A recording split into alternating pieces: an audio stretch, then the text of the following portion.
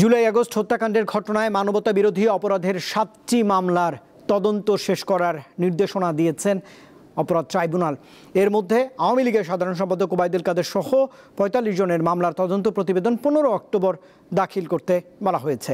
শুনানি উপলক্ষে রবিবার 7 মামলার ৩৯ আসামিকে ট্রাইব্যুনালে হাজির করানো হয়।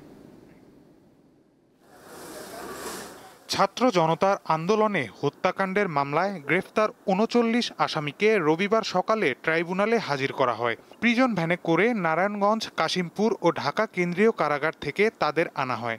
ওবায়দুল কাদের সহ আওয়ামী লীগের সাবেক মন্ত্রী, প্রতিমন্ত্রী, সামরিক ও পুলিশ কর্মকর্তারা এসব মামলার আসামি। সাবেক মন্ত্রী আনিসুল হক, আমির হোসেন আমু, ফারুক খান, আব্দুর রাজ্জাক, দীপু মনি, গোলাম দস্তগীর গাজী, রাশেদ খান মেনন, হাসানুল হক ইনু, সাবেক প্রধানমন্ত্রীর 2 উপদেষ্টা সালমান এফ রহমান ও তৌফিক ইলাহি, প্রতিমন্ত্রী কামাল আহমেদ মজুমদার ও জুনাইদ আহমেদ পলক, সাবেক বিচারপতি শামসুদ্দিন চৌধুরী মানিক, ঢাকা উত্তর সিটি কর্পোরেশনের সাবেক মেয়র আতিকুল ইসলাম সহ গ্রেফতার 16 আসামিকে ট্রাইব্যুনালে তোলা হয়।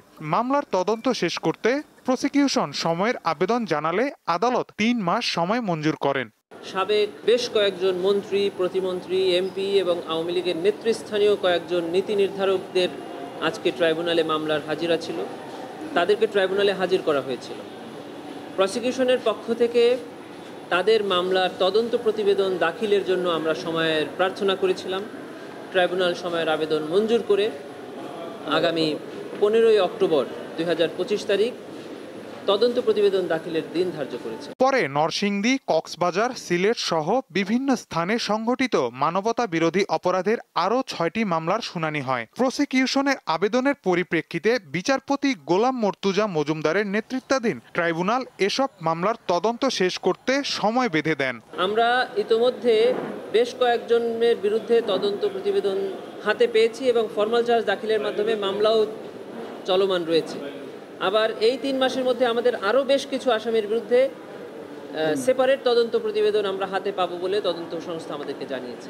এইভাবে আমাদের ক্রমান্বয়ে তদন্ত একটার পর একটা আমরা হাতে পাচ্ছি এবং ফরমাল চার্জ দাখিলের মাধ্যমে বিচার চলছে। ওবায়দুল কাদের সহ ৪৫ জনের বিরুদ্ধে করা অভিযোগের তদন্ত শেষ করতে এর আগেও কয়েক দফা সময় নিয়েছে প্রসিকিউশন। মাহিদুর রহমান, দীপ্ত সংবাদ, ঢাকা।